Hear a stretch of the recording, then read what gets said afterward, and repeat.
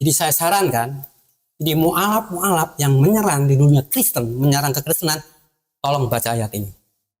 Biar mereka bertobat. Baik. Ya, okay.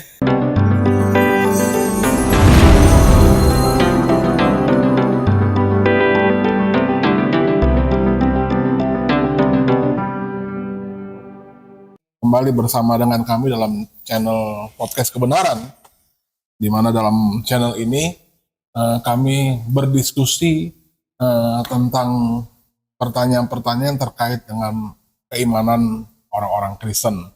Jadi format acaranya adalah kita bincang-bincang. Masih terkait tentang doktrin Alkitab. Malam hari ini episode ke-19 kami akan mengupas satu tema yang setengah lucu dan setengah menarik. Kenapa saya bilang setengah lucu dan setengah menarik? Karena memang lagi-lagi datang dari satu sumber orang yang sama, yaitu Don Ditan. Kita akan coba menanggapinya sesuai dengan apa kata Alkitab. Ya. Jadi, malam hari ini saya di sebelah kiri saya ada yang setia tetap Pak Diakin Yusias. Selamat malam Pak Yus. Malam. Semangat tetap ya. Amin. Kita akan melakukan podcast kebenaran malam hari ini. Dan di sebelah kanan saya ada Pak Gembala Kurnia. Ya, Selamat malam Pak Kurnia. Selamat malam Pak Riko, Oke, Pak Yus. kita akan mulai acara ini. Tapi sebelum memulai, saya meminta Pak Yusias untuk membuka kita dalam doa. Mari kita berdoa. Bapa di dalam surga, kembali kami memulai acara podcast di awal tahun 2024 ini, Tuhan. Kiranya Tuhan pimpin acara ini, sehingga lewat acara ini orang dapat tercelik dengan kebenaran, sehingga mereka dapat menangkapnya, Tuhan. Karena kerinduan kami dan kehendak Tuhan, semua orang diselamatkan lewat Yesus Kristus. Pimpin acara kami Tuhan, dari awal hingga akhirnya nanti. Terima kasih Tuhan, kami naikkan doa ini hanya di dalam nama Tuhan Yesus Kristus. Amin. Amin. Amin. Pujilah segala sesuatu dan pengelola baik. Belakangan ini memang banyak sekali beredar video-video yang sumbernya sebenarnya dari orang-orang yang let's say kita bilang berusaha untuk membanding-bandingkan kebenaran Kurnia. Mereka mengujinya dengan banyak hal, diantaranya dengan lewat berbagai pertanyaan-pertanyaan yang saya tidak mau berprasangka buruk. Apakah mereka mau menghina atau mau menguji, tapi kita tetap berpikiran positif. Kita katakan mereka ingin mencari kebenaran. Gitu. Orang Kristen kita ini tidak boleh membalas segala sesuatu yang sifatnya negatif kepada kita yang menyerang dengan serangan balik. Tetapi Alkitab menuntut kita untuk memberikan pertanggungjawaban dengan cara yang lemah lembut supaya mereka mengerti paham kebenaran. Nah, satu pertanyaan yang sumbernya dari satu video yang akhirnya diedit menjadi satu short video, di mana video ini bersumber dari satu video panjang yang di dalamnya adalah tentang perdebatan antara Pak Don Ditan dengan Pak siapa Pak? Budi Asali. Pak Budi Asali. Tetapi video yang diedit 1 menit ini kurang lebih kira-kira pertanyaannya begini. Ini Don Ditan nanya ke Pak Budi Asali. Pak Budi Asali, anak tangga itu tangga bukan? Kan gitu. Lalu disambut, anak sekolah itu sekolah bukan? Anak kampus itu kampus bukan? Kan begitu. Lalu dirangkai dengan anak Allah itu Allah bukan? Kan gitu. Jadi apakah anak Allah itu sama dengan Allah? Karena Daud disebut anak Allah. Kan gitu.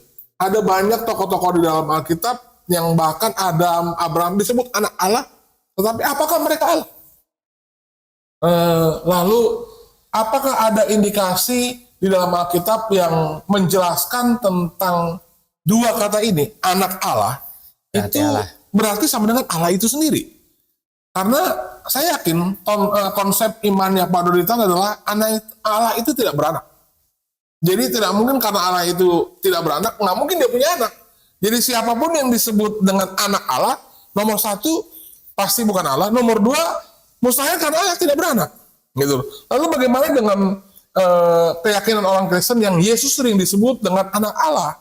Lalu bagaimana dengan kita juga yang seringkali Alkitab beri kita manusia ini disebut label dengan anak-anak Allah kan gitu. Jadi kira-kira menurut Pak Yus bagaimana? Kalau saya sih memahaminya kayaknya agak setengah lucu juga. Kalau saya tangkap dari pertanyaannya si Pak Donitan ini kepada Budi Azali, jadi begini. Anak Allah kan berarti Allah, begitu. Kemudian dia sinkronkan dengan Daud, anak Daud anak Allah berarti Daud itu Allah. Adam anak Allah berarti Adam Allah.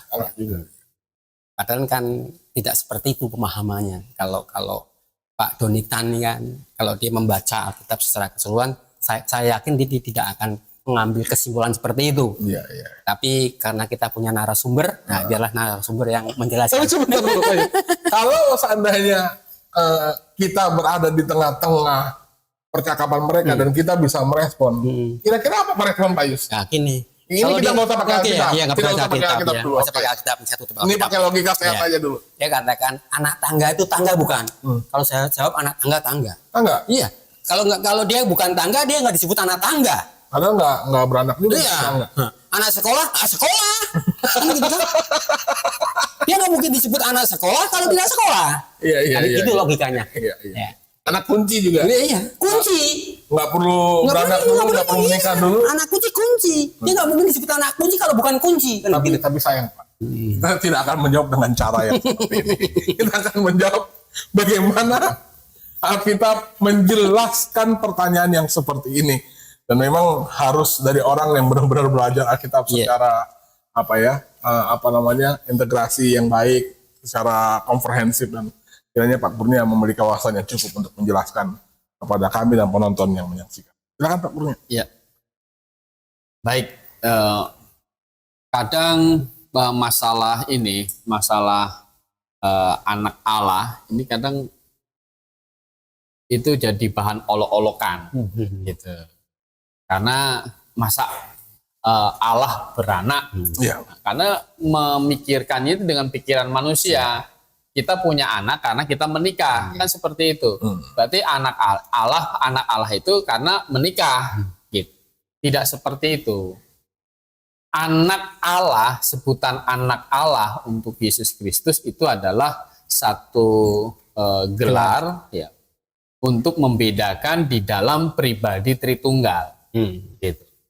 Jadi kan 1 Yohanes 5 ayat 7 itu disebutkan ada 3 yang memberi kesaksian di surga. Memang Bapa, Anak, dan nanti ada sebutan Firman juga, dan Roh Kudus. Ketiganya adalah satu. Kan seperti itu. Jadi konsep pemikirannya bahwa ini anak Allah untuk Yesus Kristus itu bukan karena dia Allah punya anak, bukan begitu, tetapi itu adalah sebutan untuk pribadi kedua dalam Tritunggal ini, seperti itu. Bahkan Yesus sendiri juga disebut anak domba Allah. Ya.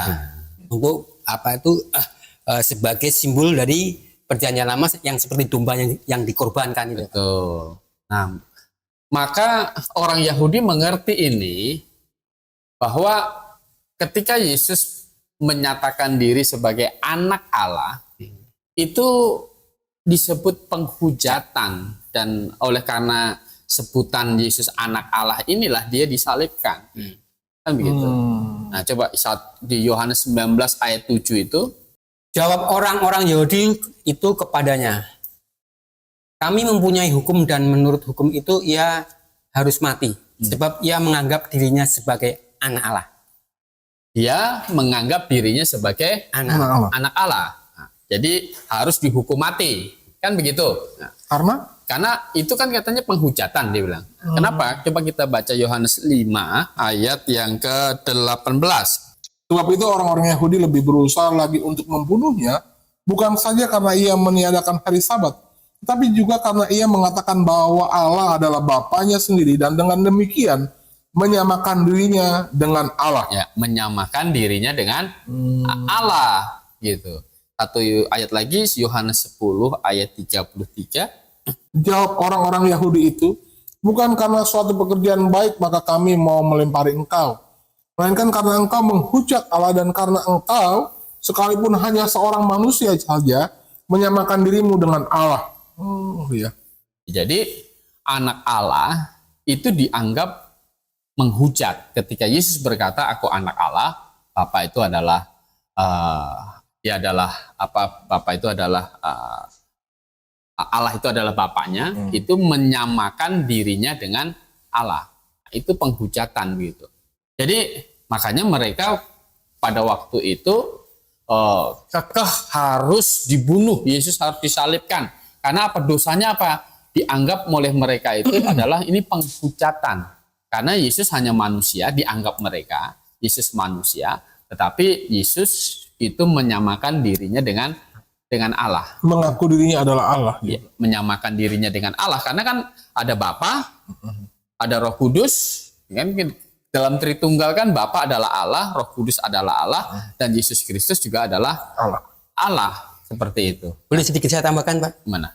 Sedangkan iblis pun percaya sebutan anak Allah itu Allah. Bisa dibuka di Matius pasal 8. Ya. Iblis sendiri mengakui sebutan anak Allah itu. Iblisnya takut. Takut itu. Matius 8 ayat 28 dan 29. Mungkin Pak Riko ketemukan bisa baca kalau kita. Setibanya di seberang, yaitu di daerah orang-orang Gadara, datanglah dari pekuburan 2 orang yang sangat kerasukan setan menemui Yesus. Mereka sangat berbahaya sehingga tidak seorang pun yang berani melalui jalan itu. Dan mereka itu pun berteriak katanya, apa urusanmu dengan kami, hai anak Allah? Jadi iblis menyebutnya anak Allah kan, hai anak Allah. Terus gimana itu? Adakah engkau kemarin untuk menyiksa kami sebelum waktunya? Jadi ketakutan dia. Gitu. Ketakutan. Jadi ketika dia ketemu dengan Yesus Kristus, dia ketakutan. Iblis itu tahu bahwa Yesus itu adalah anak Allah. Dan dia kenapa takut? Karena dia berkuasa untuk menghukum iblis, kan gitu. Dia berkuasa untuk menyiksa iblis gitu. Jadi mereka ketakutan, seperti itu. Jadi iblis takut gitu, ya kan? Nah, jadi derajatnya ini adalah lebih tinggi dari malaikat, gitu. Jadi sebutan anak Allah ini adalah lebih tinggi dari malaikat. Dan yang lebih tinggi dari malaikat kan Allah sendiri. Kan gitu, ya kan? Sang pencipta dari malaikat itu, dan kita tahu adalah iblis itu adalah awalnya adalah malaikat yang jatuh, kan seperti itu. Jadi dia sungguh-sungguh mengerti Yesus itu berkuasa, bahkan berkuasa untuk menghukum dia, gitu. Maka dia ketakutan. Iblisnya ketakutan, Pak. Iblisnya ketakutan. Jadi sebenarnya identitas dari anak Allah itu memang spesial gitu. Ini spesial. Tapi anak Allah yang disandingkan kepada Yesus Kristus, Pak. Betul. Kalau kita ini bukan anak Allah. Anak-anak Allah. Kita itu anak-anak Allah. Karena apa? Karena kita percaya kepada Yesus. Kita ini disebut anak-anak Allah. Itu artinya kita mendapat satu kepastian kita pasti masuk surga. Kan seperti itu. Tetapi kalau untuk Yesus Kristus, anak Allah ini adalah gelar, ini adalah sebutan untuk membedakan pribadi di dalam Tritunggal. Jadi Bapa disebut Allah, Anak disebut Allah, Roh Kudus juga disebut Allah. Ketiganya adalah satu.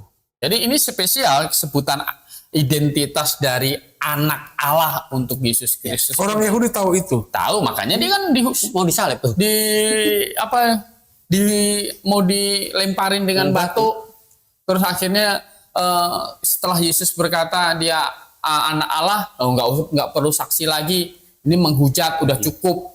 Kan seperti itu. Artinya begini loh Pak. waktu Yesus menyatakan bahwa dirinya adalah anak Allah, maka dalam persepsi orang Yahudi mengerti betul jabatan kata anak Allah itu hanya layak disandang oleh Allah sendiri. Untuk satu pribadi menyamakan diri dengan Allah. Tetapi karena penolakannya terhadap Yesus yang adalah Allah yang menjadi manusia, maka mereka merespon justru mau membunuh Yesus, memberikan hukuman, karena siapapun yang mengaku atau menyatakan dirinya sama dengan Allah layak dihukum mati. Ya, karena kan menghujat. Karena penghujatan terhadap Allah. Di hadapan orang Yahudi itu menghujat. Jadi makanya kan ketika Yesus berkata dia itu anak Allah gitu, maka kemungkinannya begini, dia itu orang gila, ya kan? Atau dia itu tukang bohong, kan gitu. Atau dia benar-benar Allah. Atau dia benar-benar Allah, kan gitu. Nah kalau dia pembohong kan tidak mungkin. Gitu. Tidak ada dusta Tidak ada tipu, Iya. kan gitu kan. Kemudian dia orang gila, mustahil. Hanya pengikutnya. Banyak pengikutnya, kan gitu. Mana ada orang gila? Mengajarnya lebih hebat daripada ahli-ahli Taurat. Gitu kan? Mungkin gila. Nggak mungkin gila. Mana mungkin orang gila bisa begitu mengajar dengan hebat. Kan seperti itu. Ya kemungkinan lainnya adalah dia memang adalah Allah gitu. Nah, kalau kita baca ya identitas ini spesial, coba Matius 4 ayat 3. Lalu datanglah si pencoba itu dan berkata kepadanya, ini maksudnya si pencoba itu iblis ya Pak. Jika engkau anak Allah, perintahkanlah supaya batu-batu ini menjadi roti. Ya. Jadi iblis itu tahu Ya. bahwa berkuasa. Kan seperti itu. Nah, jadi kalau engkau anak Allah, perintahkanlah itu. Batu-batu menjadi roti. Yesus kan belum waktunya untuk bikin menyatakan mujizat, kan begitu. Jadi dia tidak melakukan itu. Dan lagian itu kan disuruh iblis. Gitu. Nah kemudian Matius 4 ayat 6. Matius 4 yang ayat 6-nya. Lalu berkata kepadanya, jika engkau anak Allah, jatuhkanlah dirimu ke bawah, sebab ada tertulis mengenai engkau yang akan memerintahkan malaikat-malaikatnya, dan mereka akan meletakkan engkau di atas tangannya, supaya kakimu jangan terantuk kepada batu. Iya. Jadi iblis tahu ini, ya kan? Ini nubuatan di Mazmur kan? Iya. Seperti itu. Jadi iblis, malaikat itu akan melayani, kan begitu? Karena anak Allah ini lebih tinggi dari malaikat.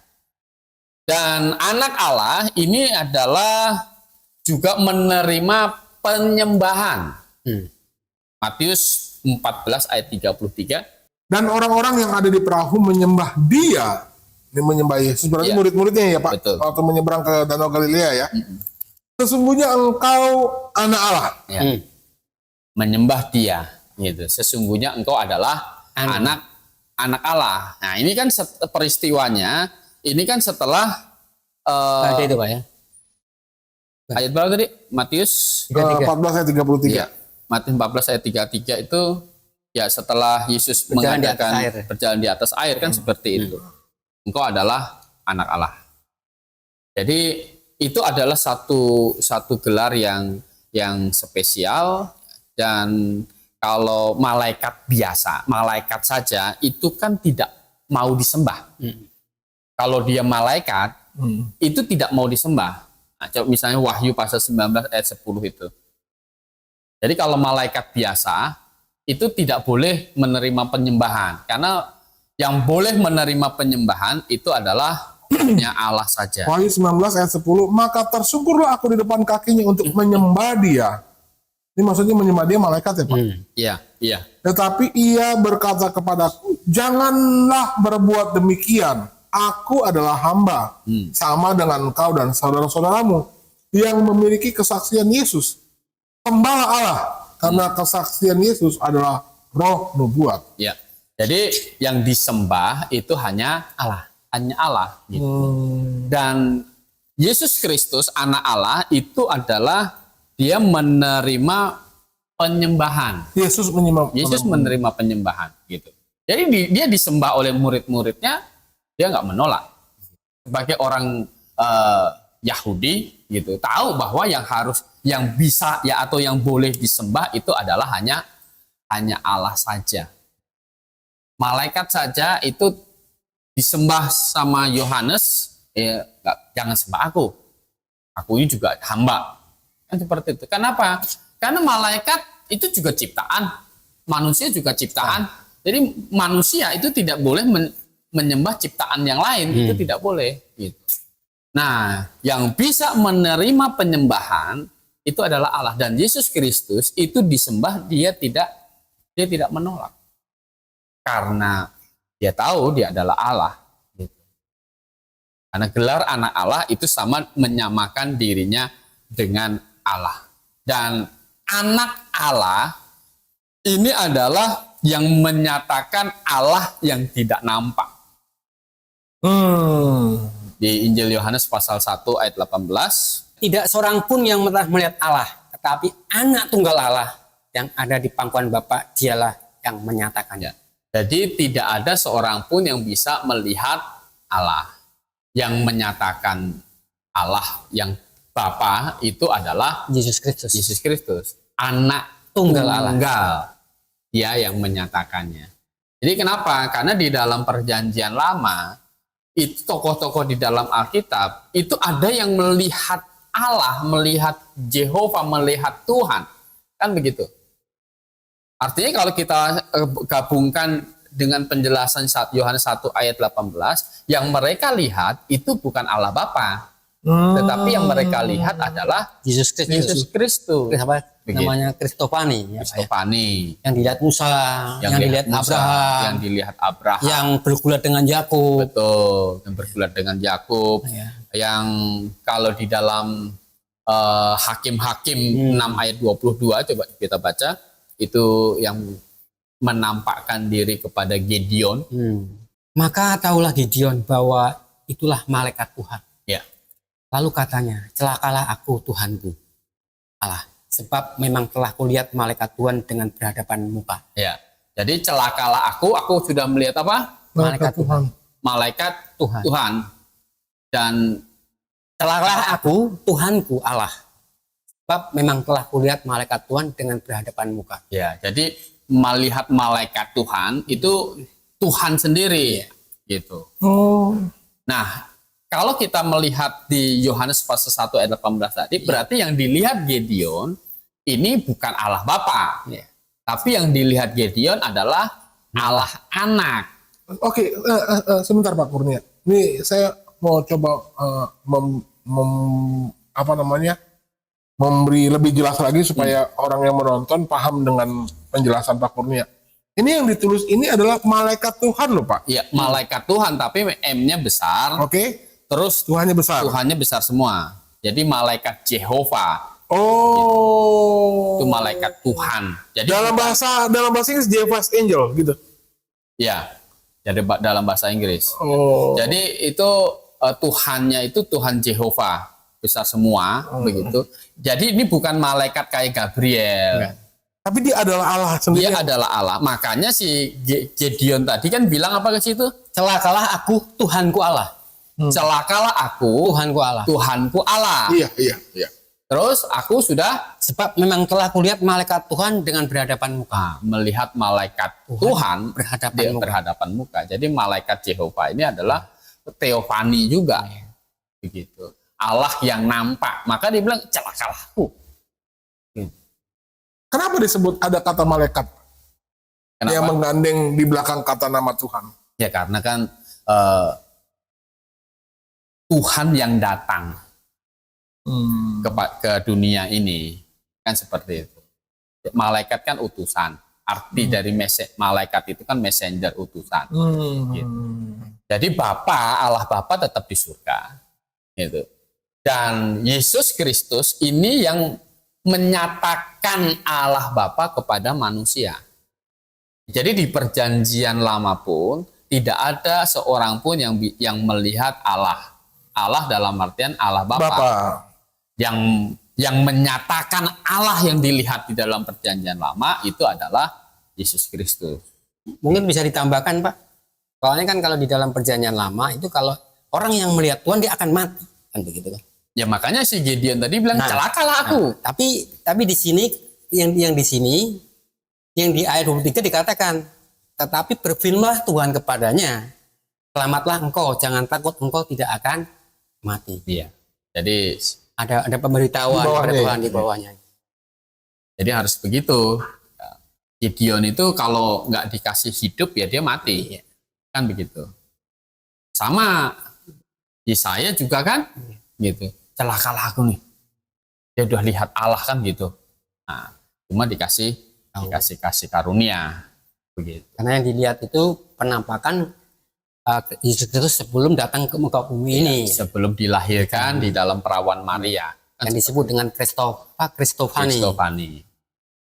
Nah, sebenarnya agama Yudaisme ini kita bilang apa ya, lucu juga gitu. Kenapa? Mereka kan percaya Yesus Kristus itu keturunan Daud, gitu kan? Mesias itu kan keturunan Daud. Tetapi mereka tidak percaya bahwa Mesias itu dilahirkan, kan begitu? Namanya keturunan Daud, gitu. Berarti kan harus dilahirkan. Tapi mereka menolak Mesias yang dilahirkan. Mereka itu maunya Mesias yang langsung turun dari surga. Gitu. Kan nggak bisa. Yang namanya keturunan Daud, dia harus dilahirkan lewat silsilah dari Daud. Gitu. Mereka, maka kita bilang mereka ini lucu. Yudaisme ya. Yudaisme lucu. Kan bukan padahal Matius sendiri membuat silsilah Yesus Kristus kan anak Abraham, anak Daud, Pak. Kenapa Yahudi masih begitu kekehnya menolak? Karena mereka maunya adalah Mesias itu tidak dilahirkan. Begitu. Jadi sebenarnya kontradiksi. Dia harus keturunan Daud, tetapi mereka menolak dia dilahirkan.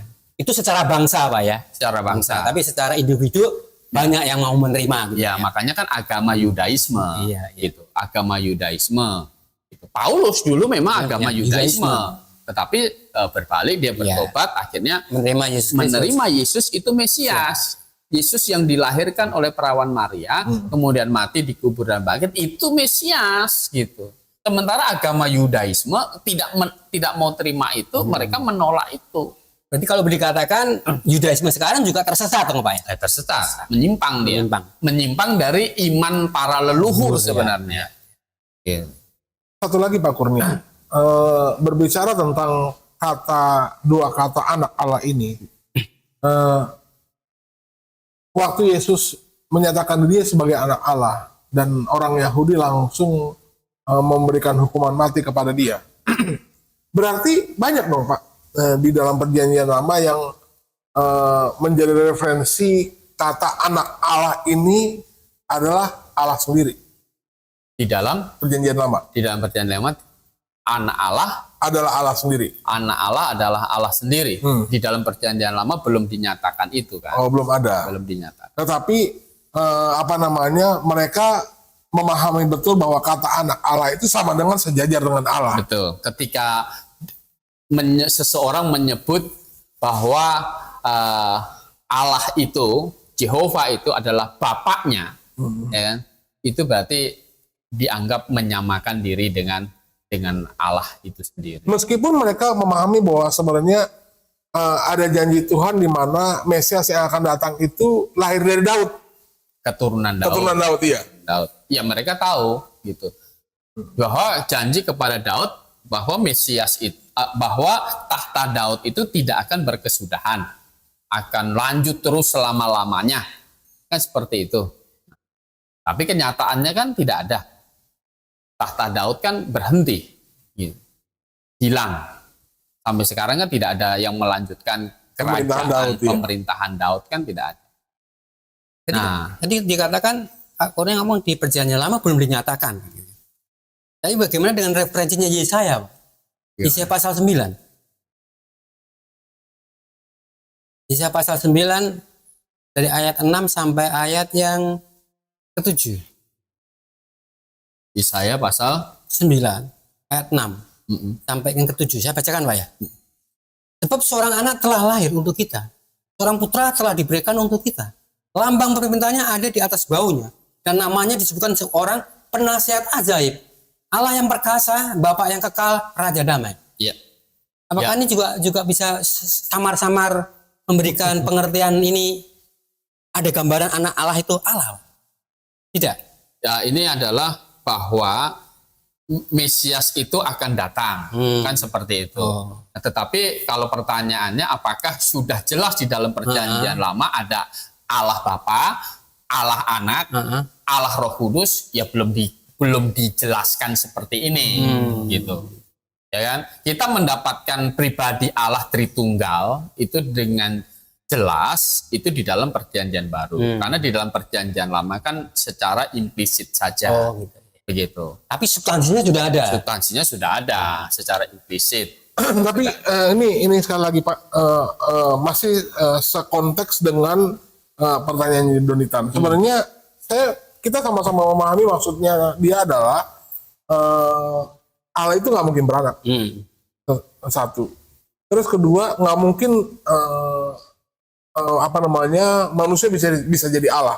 Jadi sebenarnya dua pandangan ini akhirnya dikawinkan dan dibandingkan dengan konsep pengajaran imannya orang Kristen. Nah, yang menjadi pertanyaan saya adalah apakah orang Yahudi atau Judaisme mereka paham betul akan ada Allah yang menjadi manusia, itu maksud saya. Allah yang menjadi manusia, iya. Ya harusnya paham. Harusnya paham. Mereka paham itu. Harusnya paham. Karena Mesias itu adalah Allah yang datang. Iya, oke. Kan seperti itu. Maka ketika ahli-ahli Taurat itu ditanya sama Herodes, di mana raja? Maksudnya adalah raja yang akan meneruskan kerajaan Daud itu lahir. Kan begitu. Mereka buka kitab Mika kan? Di Bethlehem. Begitu. Nah, maka Herodes kasih tahu orang Majus itu raja yang akan lahir itu di Bethlehem, kamu cari, nanti kalau udah ketemu kasih tahu saya juga mau sembah gitu. Tetapi kan itu nipu. Begitu. Jadi harusnya mereka tahu gitu. Tetapi tentu mereka yang tidak cinta kebenaran, mereka sengaja tidak mau tahu. Begitu. Karena bagaimana dia itu menjadi keturunan Daud tanpa dilahirkan? Itu kan tidak mungkin. Makanya Injil Matius tadi disebutkan bahwa menuliskan silsilah dari Tuhan Yesus, dia adalah anak Daud, gitu. Secara silsilah dia anak Daud yang akhirnya berhak untuk meneruskan tahta Daud itu, begitu. Nah, jadi sebenarnya gelar Mesias itu adalah Allah sendiri yang datang, gitu. Dan itu Yahudi tahu Pak ya, tahu. Karena sudah dinubuatkan di dalam perjanjian lama ya Pak. Betul. Jadi cuma kan banyak orang termasuk orang Yahudi kan sengaja tidak mau tahu, seperti mahkamah agama itu. Ketika Yesus Kristus bangkit, mereka tahu nggak Yesus bangkit? Tahu. Karena prajurit-prajurit itu kan gemetar kan gitu. Prajurit-prajurit itu bukan dia yang curi kan. Gitu. Cuma dia dibayar saja, kemudian sudah beritakan bahwa ketika mereka tidur, murid-murid Yesus datang untuk curi. Gitu. Padahal mereka nggak lihat. Gitu. Mereka sendiri kan ketakutan. Ketakutan saat apa? Batu itu digulingkan oleh malaikat. Gitu. Jadi bukan Yesus Kristus, bukan mereka itu tidak tahu Yesus itu bangkit gitu. Mereka curi, mereka enggak curi. Mereka tahu murid-murid enggak curi gitu kan. Mungkin gini Pak, saat itu mungkin mahkamah agama ya kan, ahli-ahli Taurat, mungkin dia takut dengan mangkuk piringnya kali Pak. Ya kan? Karena dia saat itu dia kan memang berkuasa kan. Politik perut berarti. Iya, kayaknya seperti itu Pak. Yang jelas adalah mereka itu tidak cinta kebenaran. Tidak cinta kebenaran. Dia kalau kata Rasul Paulus, dia itu melayani perutnya sendiri, bukan melayani Allah. Ya. Padahal kan kehidupan di dunia ini kan hanya sementara. Harusnya manusia itu menuju kepada hidup yang kekal, kan seperti itu. Tetapi tidak semua ahli Taurat itu menolak sebenarnya, kan begitu. Ya, Nikodemus kan orang Taurat, ahli Farisi. Ahli Taurat, ahli orang Farisi sebenarnya kan dia percaya itu. Seperti. Nah, coba baca lagi misalnya Lukas 4 ayat 41 itu anak Allah adalah Mesias. Dari banyak orang keluar juga setan-setan sambil berteriak, "Engkau adalah anak Allah." Lalu ia dengan keras melarang mereka dan tidak memperbolehkan mereka berbicara, karena mereka tahu bahwa ia adalah Mesias. Jadi anak Allah itu adalah Mesias. adalah Mesias gitu. Dan Mesias ini kalau kita membaca Yesaya pasal 35 itu adalah Mesias itu adalah Allah sendiri yang datang ke dunia. Kan begitu. Cuma waktu itu Tuhan Yesus ini melarang, katanya apa? Melarang mereka, melarang keras katanya. Dan tidak memperbolehkan mereka berbicara karena mereka tahu bahwa ia adalah apa? Mesias. Seperti itu. Ya. Maka Petrus waktu ditanya sama Tuhan Yesus, ya, menurut orang siapa aku ini? Kau anak Allah. Ada orang yang bilang engkau adalah Nabi yang akan datang. Elia. Kan begitu. Tetapi kata Tuhan Yesus kepada Petrus, Menurut kamu siapa? menurut kamu siapa aku ini? Petrus jawab apa? Engkau adalah Mesias, anak Allah. Nah, di dalam penyebutan pengakuan engkau adalah Mesias, anak Allah, itu adalah pengakuan bahwa Yesus Kristus ini adalah Pribadi Allah. pribadi Allah. Allah yang datang. Jadi maka tadi kita membaca tadi kan Yesus menyebut dirinya anak Allah itu dianggap sebagai penghujatan oleh orang Yahudi. Karena mereka taunya, ya kan? Taunya itu Yesus itu orang Nazaret. Ya. Ada pelarian itu ya, Pak? Iya, karena Yesus itu orang Nazaret. Iya. Kan begitu. Padahal secara runtutan kelahiran dia sebenarnya dari lahir di Bethlehem, gitu kan. Kalau kita cerita baca Alkitab kan dari Bethlehem karena mau dibunuh Herodes, dia bawa ke Mesir, kemudian dari Mesir, gitu. Sebenarnya mau balik lagi ke Bethlehem, tetapi anak Herodes Agung yang menggantikan dia itu si Arkeolaus itu kejam juga, makanya dia pindah balik ke Nazaret gitu, dan besar di Nazaret Tuhan Yesus, maka disebut orang Nazaret. Orang Yahudi di dalam Talmudnya itu menyebut orang Kristen itu sebagai orang Nasrani. Nasrani. Gitu. Karena percaya dengan orang Nazaret itu. Karena mengikuti orang Nazaret, orang Nazaret gitu. Jadi bagi orang Yahudi ya, orang Kristen ini pengikut manusia yang pandangan Yahudi berasal dari Nazaret. Gitu. Padahal Yesus Kristus ini adalah Mesias yang secara kelahirannya memang sebenarnya lahir di Bethlehem. Dan itu memang harusnya ditunggu-tunggu oleh Yahudi. Oleh mereka. Jadi ekspektasi mereka tentang Mesias secara kedagingan tidak memenuhi. Begitu.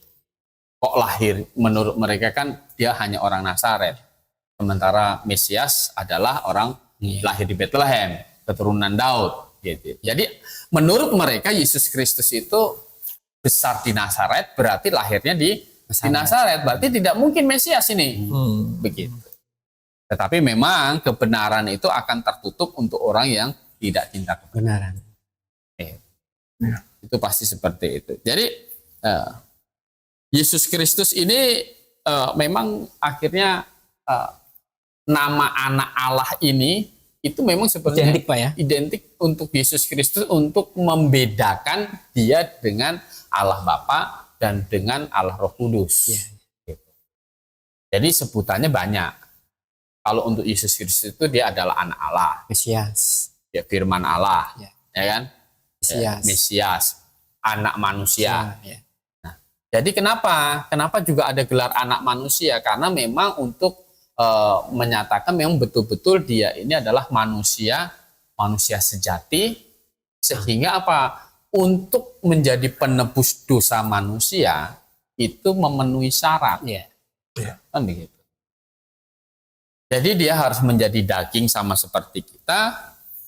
Dia disalibkan. Kan kalau tidak menjadi manusia sama seperti kita, dia kan nggak bisa menerima penghukuman dosa. Ya. Bagaimana Allah mau dihukum? Bagaimana Allah mau dihukum kan gitu. Jadi nature Yesus Kristus, sifat dari Yesus Kristus itu adalah dia ketika dia inkarnasi menjadi daging, di dalam daging ini memang 100% Allah, 100% manusia. Dan dia ini selama inkarnasi ini menganggap kesetaraan dengan Allah. Jadi tidak dipertahankan. Dengan Allah Bapa, dengan Roh Kudus itu sebagai milik yang tidak harus dia pertahankan. Jadi dia mengosongkan diri, artinya apa? Mengosongkan diri kan akhirnya menjadi terbatas. Bisa dihukum. Bisa dihukum. Bisa lapar. Bisa lapar. Bisa haus. Bisa ngantuk. Bisa capek. Jadi itu sifat manusianya. Iya. Gitu. Karena memang betul-betul dilahirkan, betul-betul dia manusia. Nah, seperti itu. Jadi hanya dia tidak berdosa karena dia adalah Allah. Makanya iblis mencobai dia tidak jatuh. Jadi Tuhan Yesus dicobai iblis itu memang tidak mungkin berdosa karena dia tidak ada sifat dosa. Bahkan dia adalah Allah. Bahkan orang-orang Yahudi, khususnya ahli-ahli Taurat dan orang-orang Saduki, Farisi, dia tidak menemukan kesalahan Yesus Kristus. Makanya Rasul Petrus bisa berkata, tipu tidak ada di dalam mulutnya. Ya. Tapi memang agak sulit menerima pemikiran yang seperti ini. Ya. Kalau kita tidak tunduk kepada kebenaran. Ya. Karena memang maunya kita kan mengapain disebut anak Allah, anak Allah beranak, Allah sama dengan manusia. Tapi memang Alkitab menuntut kita harus tunduk dan cinta kepada kebenaran, baru kita bisa memahami isi pemikiran Allah tentang bagaimana seharusnya manusia bisa diselamatkan. Nah, memang tujuan apa sih Allah jadi manusia? Begitu. Kalau dulu Pak Yus slogannya kok Allah mau menyelamatkan manusia repot-repot. Tetapi memang ada solusi lain. Kalau dia tidak menjadi manusia, maka coba Anda berpikir sebentar saja. Kalau Allah tidak bisa menjadi manusia, bagaimana dia bisa menanggung hukuman terhadap segala dosa manusia? Bagaimana coba? Kalau divonis mati kan Allah nggak bisa mati dia. Tapi dia harus jadi manusia. Harus jadi manusia. Maka di Yohanes pasal 20 itu ketika Rasul Yohanes menulis tujuan dari Injil ini ditulis, coba dibaca. Iya, di mana Pak? Yohanes 20 ayat 31. Tetapi semua yang tercantum di sini telah dicatat supaya kamu percaya bahwa Yesuslah Mesias, Anak Allah, dan supaya kamu oleh imanmu memperoleh hidup dalam namanya. Iya. Jadi percaya Yesus itu anak Allah itu supaya kamu oleh imanmu memperoleh hidup dalam namanya. Jadi untuk dapat memperoleh hidup yang kekal, harus mengakui Yesus itu adalah anak Allah. Mengapa bisa dapat hidup yang kekal? Ya, karena dia adalah Allah sendiri, salah satu pribadi Allah juga. Begitu. 1 Yohanes 5 ayat 13. Semuanya itu kutuliskan kepada kamu supaya kamu percaya kepada Anak Allah, tahu bahwa kamu memiliki hidup yang kekal. Iya, percaya kepada Anak Allah, percaya kepada Yesus, kan gitu kan? Bahwa dia adalah anak Allah, berarti dia adalah Allah sendiri. Kamu memperoleh hidup yang kekal. Mengapa? Karena dengan kita percaya Yesus Kristus adalah anak Allah, maka pengorbanan di atas kayu salib itu sempurna. Ya. Karena kalau Yesus Kristus itu bukan anak Allah, bukan Allah yang datang, bukan salah satu pribadi Allah yang datang, maka pengorbanannya itu nggak sempurna. Kalau dia malaikat, kan, maka tidak mungkin dia bisa menyelamatkan manusia. Karena malaikat tidak punya darah dan daging. Malaikat tidak punya darah dan daging kan gitu. Dan malaikat kan tidak bisa berubah Iya. jadi darah dan daging kan gitu. Makanya kan malaikat kan tidak mati-mati begitu.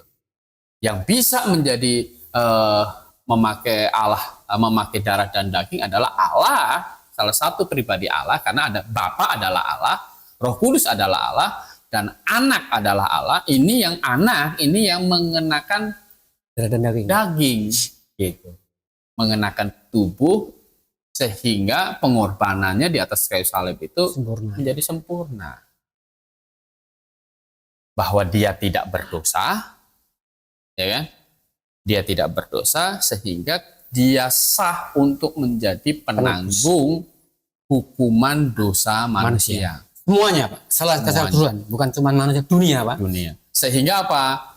Barang siapa 1 Yohanes 5 ayat 13 tadi, semuanya itu kutuliskan kepada kamu supaya kamu yang percaya kepada Anak Allah tahu bahwa kamu memiliki hidup yang kekal. Artinya bahwa kita yang percaya bahwa Yesus Kristus sudah menanggung hukuman dosa kita tahu itu sempurna, maka kita tidak ragu-ragu lagi bahwa kapanpun kita meninggal, kita pasti itu masuk surga. Kan seperti itu. Nah, satu ayat lagi misalnya Wahyu 2 ayat 18, Wahyu. firman Anak Allah itu adalah firman Allah. Dan tuliskanlah kepada malaikat jemaat di Tiatira. Ya. Inilah firman Anak Allah Firman Anak Allah. Kemudian yang matanya bagaikan nyala api dan kakinya bagaikan tembaga. Aku tahu segala pekerjaanmu, baik kasihmu maupun imanmu, baik pelayananmu maupun ketekunanmu. Aku tahu bahwa pekerjaanmu yang terakhir lebih banyak daripada yang pertama. Tetapi aku mencela engkau karena engkau membiarkan wanita Isabel yang menyebut dirinya Nabiya mengajar dan menyesatkan hamba-hambaku supaya berbuat zina dan makan persembahan-persembahan berhala. Cukup. Ya, jadi kan inilah firman Anak Allah, ya kan? Jadi setara dengan firman Allah gitu. Jadi firman Allah itu adalah nama untuk Yesus Kristus juga. Yesus Kristus juga disebut firman. Itu adalah nama, dan Anak Allah berfirman itu sama dengan Allah berfirman. Setara ya Pak? Setara, dia setara. Bahkan Allah Bapa sendiri itu menyatakan anak itu juga adalah Allah. Gitu. Jadi setara. Coba kita baca Ibrani 1 ayat 6 dan 8.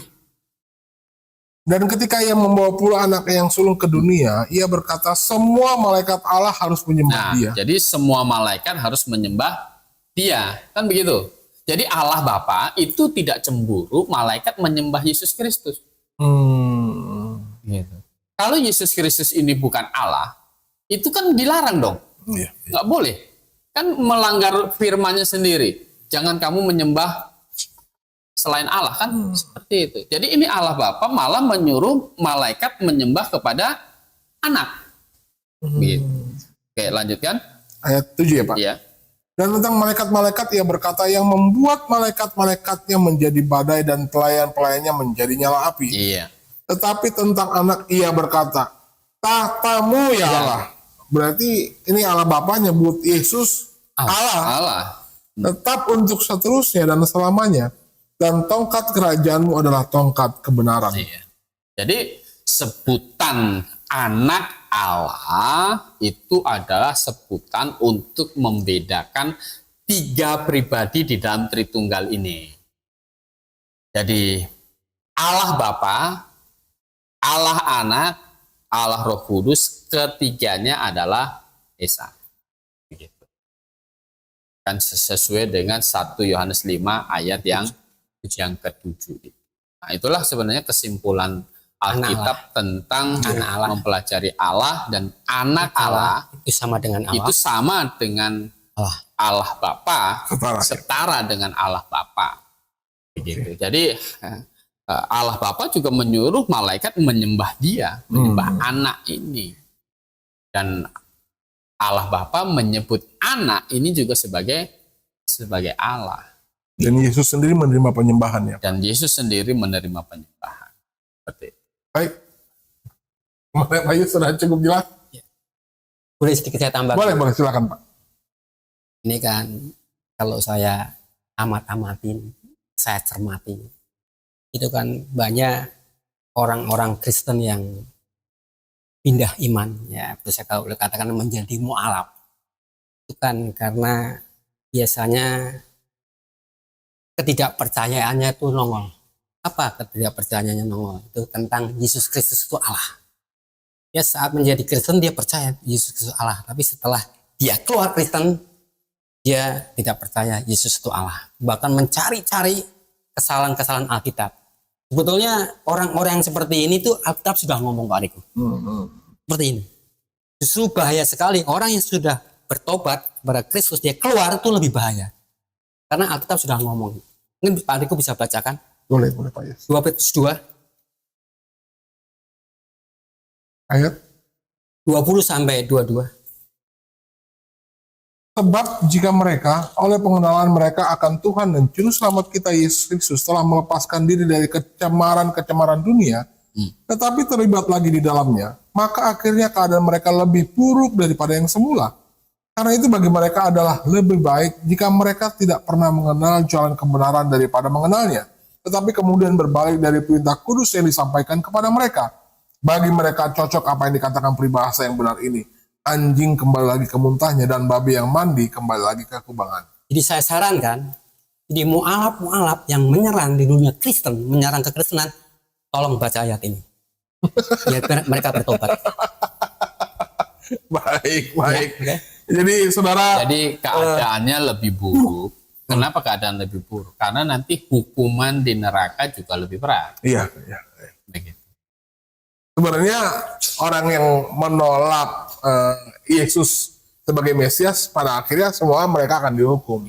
Tapi jauh lebih berat lagi kepada mereka yang sudah pernah menikmati kebenaran, mengecap kasih Tuhan, dan akhirnya mengingkarinya dan malah justru menyerang kembali. Tetapi sebenarnya kita mau panjang lebar membahas tentang ini, tetapi waktu juga yang memisahkan kita. Saudara perlu dicatat begini.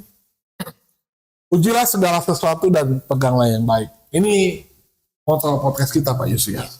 Kenapa begitu? Karena memang begitu banyak pengajaran di dunia ini yang beraneka ragam, dan manusia punya tugas untuk mencari tahu mana yang paling benar. Kan gitu. Tentang konsep kata anak Allah, Anda perlu memahami begini. Bagaimana cara Anda bisa memahami betul?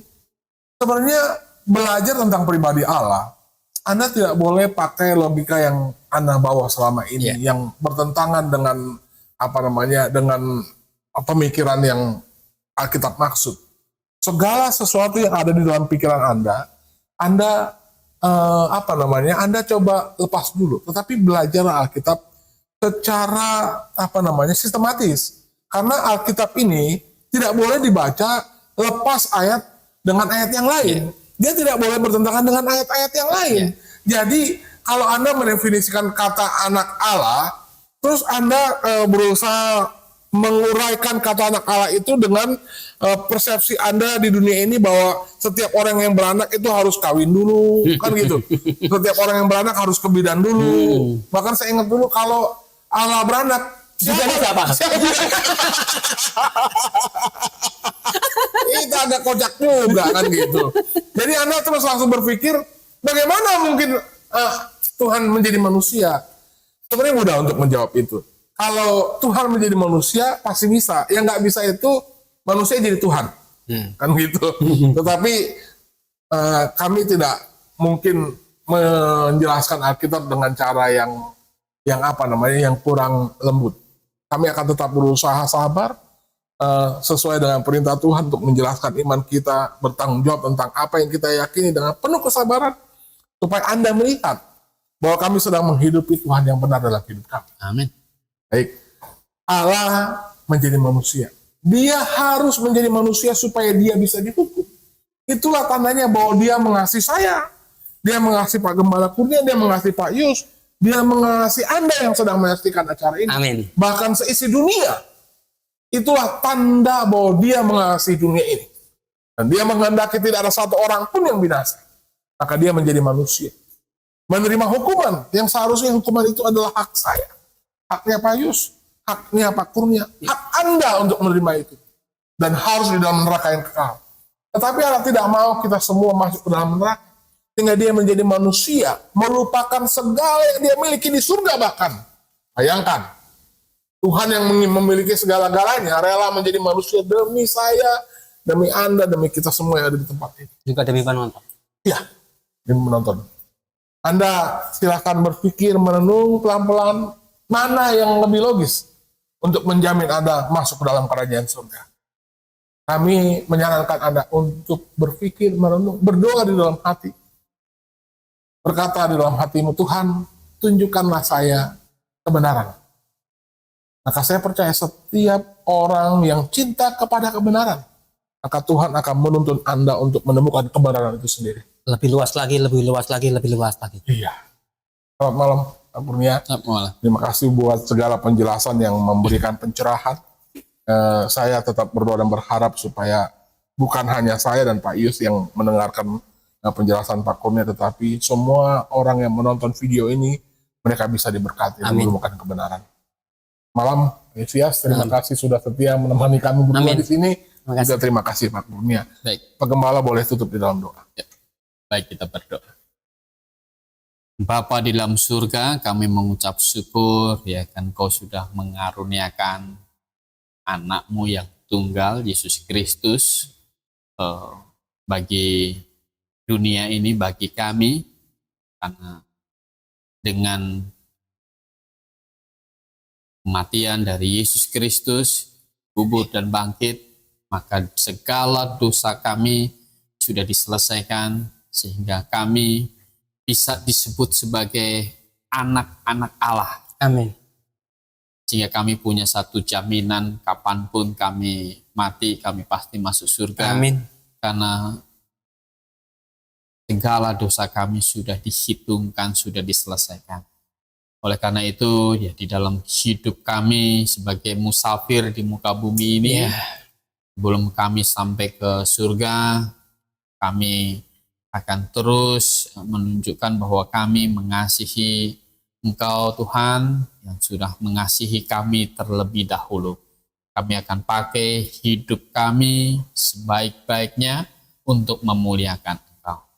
Kiranya Engkau juga yang memberkati ya para pendengar, penonton yang menyaksikan ya podcast ini, biarlah mereka juga mendapatkan pengertian yang benar dari firman. Terima kasih, dalam nama Tuhan Yesus kami berdoa. Amin. Baik, ujilah segala sesuatu yang baik. Episode 19 sudah selesai. Kalau Anda suka dengan video ini, Anda boleh share ke teman-teman Anda. Jangan lupa subscribe ya. Klik loncengnya supaya setiap kami mengupload video baru yang tentu saja akan menjelaskan tentang begitu banyak pertanyaan yang menyinggung tentang kekristenan, dan Anda boleh mendapatkan kebenaran di dalam video ini. Anda bisa mendapatkan notifikasi. Jika ada pertanyaan. Jika ada pertanyaan, nah ini lagi-lagi Pak Yusuf ya mengingatkan saya. Kalau ada pertanyaan, Anda boleh ketik di bawah kolom komentar, dan mungkin kami akan memberikan tanggapan selama Anda rindu kepada kebenaran. Amin. Baik, selamat malam dan akhirnya salam Maranatha.